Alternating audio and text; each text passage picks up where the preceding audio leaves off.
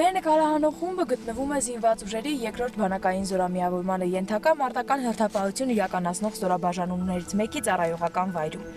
Իսկ մեր այսօրվա տեսանյութի հերոսը սերժանտ Ժիրայր Պետրոսյանն է։ Ծանոթանանք Ժիրայրի ծառայողական առօրյայի ուշագրավ դրվագների։ Պարոն սերժանտ, ինչու որոշեցիք զինվորական ծառայության անցնել։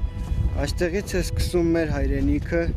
ինչպես նաև ժամանակին պատերազմի տարիներին մասնակցել են իմ հայրը եւ մեր մոտ դա ընդունված է, մենք ապրում ենք սահմանամերձ գոտում եւ մենք չենք վախենում մեր հայրենիքը, մեր սահմանները պաշտպանելուց եւ ցանկացած տղամարդու գործն է սա համարվում մեզ մոտ։ Այնուամենայնիվ, բարդ չէ երիտասարդի համար, ով զինվորական կրթություն չունի, մարտական հերթապահություն իրականացնել եղանակային այսպիսի անբարենպաստ պայմաններում ընտանիքից հարազատներից հեռու։ Ժիրայրը իմ թերահավատությունից փոքր-ինչ սրտնեղած հայ տղամարդուն հատուկ պատվախնդիր կեցվածքով հակադարձում է, թե ժամկետային ծառայությունն անց է կացրել մարտական հերթապահություն իրականացնող զորամասում եւ որ այդ 2 տարիների ընթացքում իր հրամանատարներից շատ բան է սովորել, հմտություններ ձեռք բերել։ Նա վստահ է, որ սեփական գյուղը պահելու համար նեղ մասնագիտական զինվորական հմտություններ այնքան էլ անհրաժեշտ չեն։ Վստահ է, որ գյուղի բնակիչներից ավելի լավ դժվար թե որևէ մեկը կարողանար պահել այս սահմանը։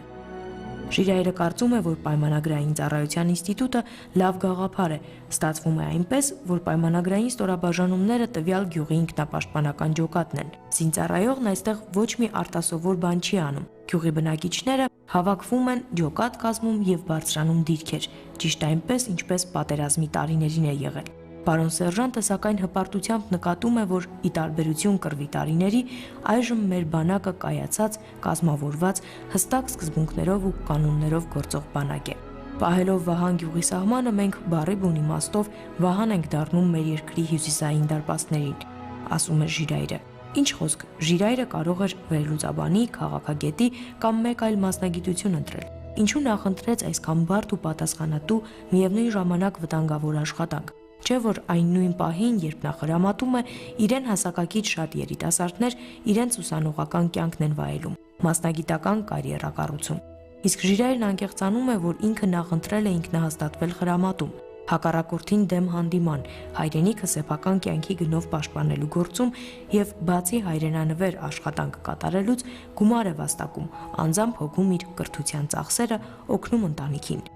Պարզվում է Ժիրայրը Գավառի պետական համալսարանի աշխարհագրության ֆակուլտետի հեռակա բաժնի ուսանող է։ Իսկ թե ինչու հենց աշխարհագրագետի մասնագիտություն ընտրեց, պատասխանում է։ Մարտական հերթապահություն իրականացնող զինծառայողի համար տեղանքում ճիշտ կողմնորոշվելն ու սեփական երկրի աշխարհաքաղաքական դիրքը հստակ պատկերացնելն առաջնային խնդիր է։ Համոզվում եմ, որ այստեղ սահմանամերձ գյուղերում մարդկանց համար ամեն բան սկիզբ է առնում հայրենի երկրի սահմանից։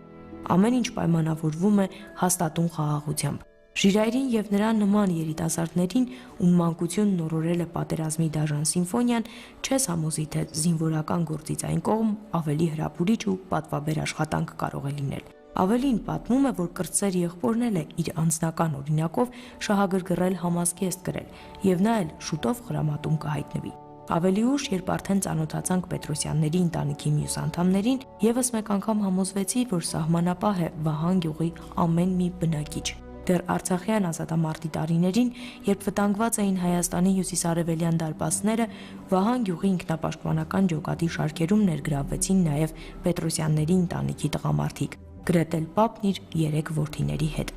92 թվականին, որ պատերազմը սկսվել է, այն ժամանակ ոչ մի հրացան, մնացան ավտոմատ բան չի եղել։ Մենք մեր ուժերով եւ լապատկա ենք վկալել եւ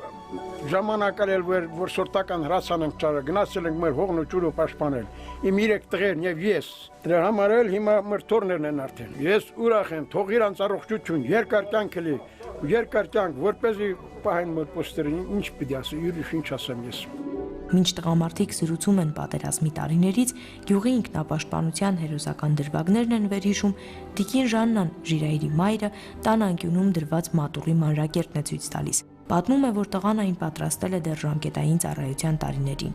Եվ ամեն անգամ, երբ Ժիրայրը դիրքեր է բարձրանում, զորը գիշեր աղոթում է, որ խաղաղ լինեն հայոց երկրի սահմանները։ Ամեն անգամ գնալիս շատ անհանգստանում եմ, ինչպես բոլոր հայ մայրերը։